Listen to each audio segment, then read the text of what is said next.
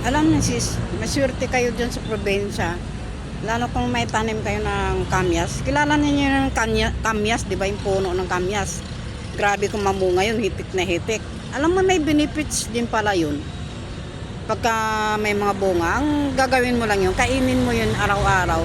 Ang benefits nun kung pampababa ng sugar sa dugo, yung sugar level natin sa dugo. Pababa pala yung pag once kinain mo. Tapos yung vitamin C. Hindi lang pambababa ng sa sugar natin yan, kundi pati na rin sa meron high blood. Nakakababa raw yun.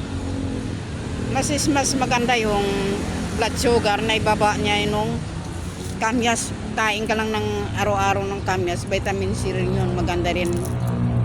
Kung mayroon kayong ubo at sipon, bagay rin yung kamyas na kainin, lalo na sa mga bata ang madalas sipunin, di ba? Kung kulang sa vitamin C, kumain lang ng kamyas. Swerte nga kung mayroon kayong tanim niyan na puno ng kamyas. Hindi katulad dito sa siyudad na walang pagtataniman ng kamyas dito. Pwede na naman siguro sa paso lang. Sim kamyas, maraming nagagawa sa kamyas pwedeng ihalo niyo sa paksiw. Slice nyo maliliit kasi makakain nyo pa yun na parang gulay, paksiw. Pwede yan.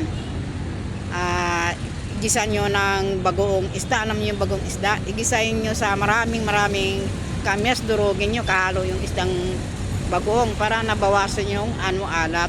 Nakakain pa rin yun. Yan. Thank you for watching.